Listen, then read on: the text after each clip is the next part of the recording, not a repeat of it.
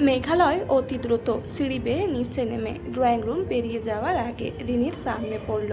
রিনিকে দেখে মেঘালয় হন্তদন্ত হয়ে বলল, আলোর জ্ঞান ফিরে আসছে, তুমি একটু আলোর খেয়াল রাখবে রিনি। আমি কেন তোমার স্ত্রীর খেয়াল রাখবো? এত বছর পর তোমাদের দেখা হলো, আর তুমি কি না? রিনি কথাগুলো সম্পূর্ণ করার আগে মেঘালয় রিনির চোখের দিকে তাকিয়ে অসহায়ের মতো রিকোয়েস্ট করে বলল, মাঝে মধ্যে ভালোবাসার তীব্রতা অনেক বেশি থাকলেও ভালোবাসা প্রকাশ করতে ইচ্ছে করে না। হৃদয়ের কুটিরে তাকে স্থান দিয়ে রেখেছি, তাকে ভালোবাসা ঠিকঠাক মতো জাহির করতে ইচ্ছে করে না। মেঘালয়ের কথায় আগামাথা বুঝতে পারছে না রিনি, অথচ এই মেঘালয় গত 5 বছর ধরে তাকে বারবার বলেছে আলোকে ঠিকঠাক মতো ভালোবাসা জাহির করতে পারিনি বলে আলো তাকে ছেড়ে বহুদূর চলে গেছে। এত বছর পর আলোকে ফিরে পাবার পর একই ভুল কেন করছে মেঘালয়? রিনির পাশে দাঁড়িয়ে থাকা আরাফাত মেঘালয়কে বলল, আপনি নিজেকে সময় দিন, রিনি অবশ্যই আপনার স্ত্রীর খেয়াল রাখবে। মেঘালয় চলে যাচ্ছিল, কি মনে করে আবারও রিনির সামনে এসে দাঁড়ায়, তারপর ফিসফিস করে বলল, খবরদার আলোকে কিন্তু বলবে না আমি যে এতক্ষণ ওর পাশেই ছিলাম, ওকে কোলে তুলে আমি ঘরে নিয়ে গেছি। তুমি কি পাগল হলে? ওর কাছ থেকে এসব গোপন রাখলে কোনো ফায়দা হবে বলো? রিনি মৃদু স্বরে বলল। মেঘালয় সেসব খেয়াল না দিয়ে নিজের মতো করে আবারও বলতে শুরু করলো, আর হ্যাঁ, আলো যদি আমার কথা জিজ্ঞেস করে বলবে আমি বাড়িতে নেই। কেন আমি এই কথা বলবো? তুমি কই যাচ্ছ আবার? নিজেকে বোঝাতে এবং সময় দিতে যাচ্ছি আমি। কথাগুলো বলে আর দাঁড়ালো না মেঘালয়, এক ছুটে বের হয়ে গেল বাড়ির বাইরে। কাব্য ভাইয়ের সঙ্গে কথা বলা এখন খুবই জরুরি। কাব্য ভাই অবশ্যই জানতো আলো লন্ডনে আসবে, কিন্তু কাব্য ভাই সেই কথা গোপন করলো কেন? এই জন্যই কি মেঘালয়কে বারবার রিকোয়েস্ট করছিল এয়ারপোর্টে গিয়ে তার স্টুডেন্টকে রিসিভ করতে। কাব্য ভাইয়ের সেই স্টুডেন্ট আর কেউ নয়, আলো নিজেই। মেঘালয় নিজেও এয়ারপোর্টে যায়নি। যদি আরহামকে না পাঠাতো তাহলে কি আলোকে আবারও হারিয়ে ফেলতো? সব প্রশ্নের উত্তর চাই আজ। বাসা থেকে বের হয়ে মেঘালয় তৎক্ষণাৎ কল করলো কাব্যর হোয়াটসঅ্যাপে। লন্ডনের টাওয়ার হ্যামলেট শহরের বুকে ধীরে ধীরে সন্ধ্যা নেমে আসছে গোধূলির মায়াবী আলোয়। পশ্চিম আকাশে সূর্যটা আজ নরম লাগছে, যেন তার সমস্ত তীব্রতা কোথাও হারিয়ে ফেলেছে। অথচ এই একই সূর্য দুপুরের প্রখর আলোয়, যার দিকে তাকানোর সাহস হয় না কারো। সময় কি তাহলে সব কিছুকেই এমন নরম করে দেয়, নাকি কিছু তীব্রতা কেবল লুকিয়ে পড়ে অন্ধকারের অপেক্ষায়? সূর্যের নরম আলোর সংস্পর্শে এসে আলোর চোখ খুলল। চোখ খোলার পর নিজেকে সম্পূর্ণ অচেনা একটা ঘরের ভেতরে আবিষ্কার করার পর নিজের অস্তিত্বকে নিজে ভাবতে শুরু করে। ভাবতে ভাবতেই জটিল সমীকরণ সহজ সমীকরণে পরিণত হয়। বাংলাদেশে এয়ারপোর্টে থেকে রওনা হয়ে লন্ডনে আসা। এয়ারপোর্ট থেকে বের হবার পর কাব্য স্যারের কথা মাথায় রেখে আরহাম নামের সম্পূর্ণ অপরিচিত এক ব্যক্তির সঙ্গে রওনা হওয়া। তারপর সম্পূর্ণ অজানা এক গন্তব্যে এসে পৌঁছানোর পর এমন একজনের সঙ্গে দেখা হলো, যার সঙ্গে এখনই দেখা হবার কথা ছিল না, অথচ সৃষ্টিকর্তার পরিকল্পনা অন্য কিছু ছিল কিনা। আজই তার দেখা হলো সেই মানুষটার সঙ্গে, যাকে ভালোবেসে আলোর জীবন একটি নির্দিষ্ট নিয়মের মধ্যে চলছে। কথাগুলো ভাবতে ভাবতে আলোর চোখ বেয়ে জল গড়িয়ে পড়ছে বালিশে। কেন দেখা হলো তার সঙ্গে? এই দেখাটা হবার আগে কেন তার মৃত্যু হলো না? প্লেন ক্র্যাশ করে মরে যেত, নয়তো বাংলাদেশে রোড অ্যাক্সিডেন্টে। মানুষকে অন্য কারো হতে দেখার চেয়ে মৃত্যুকে সানন্দে গ্রহণ করা যেন পৃথিবীর সবচেয়ে সহজ বিষয় লাগছে তার কাছে। আলো ধীরে বিছানা থেকে নামলো। পা দুটো যেন নিজের ভারী নিতে পারছে না। টলতে টলতে গিয়ে আয়নার সামনে দাঁড়ালো সে। নিজের প্রতিচ্ছবির দিকে তাকিয়ে রইল কিছুক্ষণ। ফ্যাকাশে মুখ, লাল চোখ, ভেজা পাপড়ি। এই তুমি? ঠোঁট কাঁপলো তার। এই তুমি সেই আলো যে এত বছর ধরে শুধু একটা মানুষকে ভালোবেসে বেঁচেছিলে? হঠাৎ একটা তিক্ত হাসি ফুটে উঠল তার ঠোঁটে। কি পেলাম আমি? চোখ বন্ধ করতে ভেসে উঠল সেই কণ্ঠ। আমাকে ভালোবাসার কোনো কারণ খুঁজে পেলে না মিথ্যাবতী? সাথে সাথে চোখ খুলে ফেলল আলো। মিথ্যে! এবার আর নিজেকে থামাতে পারল না, ধপ করে মেঝেতে বসে পড়ল। দুহাত দিয়ে মুখ চেপে ধরে কেঁদে উঠছে তার শরীর, কিন্তু শব্দ নেই, শুধু ভাঙা শ্বাস আর থেমে থেমে কেঁপে ওঠা বুক। আমি দেরি করে ফেলেছি, বড্ড দেরি করে ফেলেছি। তাই তো আপনাকে ভালোবাসার কারণগুলো প্রকাশ করার আগে আপনি অন্য কারো হলেন, ফিসফিস করে বলল আলো। ঠিক তখনই আলোর ওপর যেন কোনো অসুর ভর করলো, যে আলো জন্ম থেকে আজ পর্যন্ত নিজেকে কঠোরভাবে সামলে রেখেছে, জীবনের এত এত কঠিন পরিস্থিতিতে শক্ত মনোবল ভাঙেনি তার কখনোই। সেই আলোর আজ ইচ্ছে করলো নিজেকে শেষ করে ফেলার। মরে যাওয়ার কারণ কি? ডাক্তার সাহেব আর তার নেই বলে, অথচ গত 8 বছর ধরে সে নিজেই স্ব ইচ্ছায় ডাক্তার সাহেবের কাছ থেকে দূরে সরেছিল। মানুষ যদি এত বছরের অপেক্ষার পর নিজের জীবনকে গুছিয়ে নিতে চায়, তাহলে দোষের কি আছে? কিন্তু আলো যে মানতে পারছে না। তার মনে হচ্ছে যে এই জীবনে ডাক্তার সাহেব নেই, সেই জীবন রেখে কোন ফায়দা লুটবে সে। পাগলের ন্যায় উঠে দাঁড়ায়। সম্পূর্ণ অপরিচিত ঘরটার ড্রেসিং টেবিলে ডয়ার টান দিয়ে খুলতেই একটা খাতার কলম খুঁজে পেল অনায়াসে। তারপর খাতার কলম নিয়ে মেঝেতে এলোমেলো হয়ে বসলো।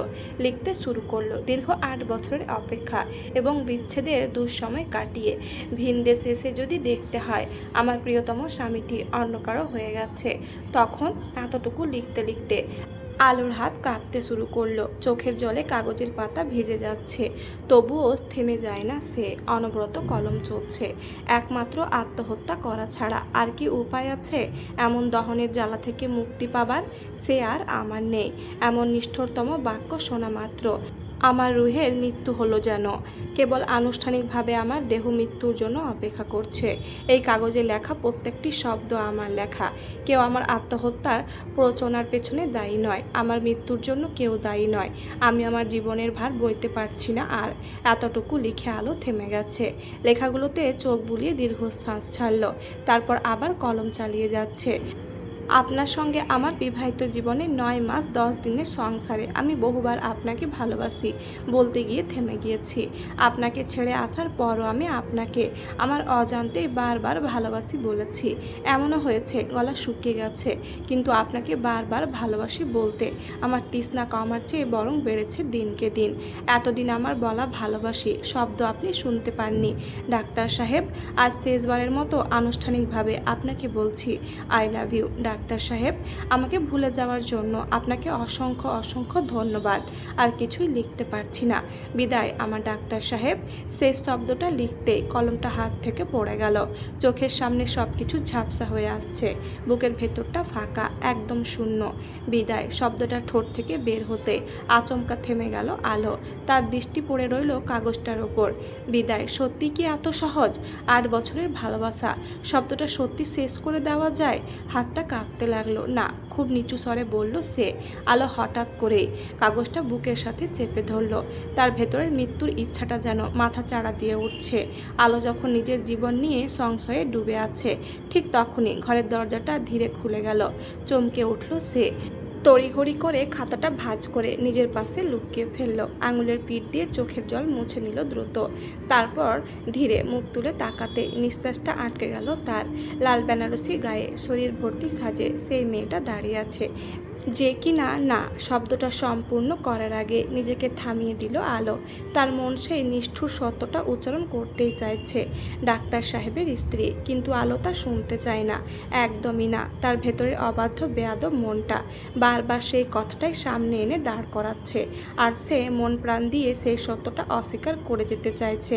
কিছুক্ষণ নিস্তব্ধতা। দুজনেই একে অপরের দিকে তাকিয়ে আছে, কিন্তু কেউ কিছু বলছে না। রিনি ধীরে ধীরে ভেতরে এগিয়ে এলো। তার পায়ে নুপুরের ক্ষীণ শব্দটা ঘরের নিস্তব্ধতায় আরও স্পষ্ট শোনালো। আলো অজান্তেই নিজের আঙুলগুলো শক্ত করে মুঠো করে ফেলেছে। রিনি কিছুটা কাছে এসে থামল। তার দৃষ্টিটা নরম, শান্ত। রিনির স্বভাবের উল্টো পিঠ। আজ বিয়ে হয়ে গেছে কিনা বলেই এত পরিবর্তন। রিনি আলোর কান্না ভেজা আঁখি জোড়া দেখে দীর্ঘ শ্বাস ফেলে প্রশ্ন করল, আপনি এখন কেমন আছেন?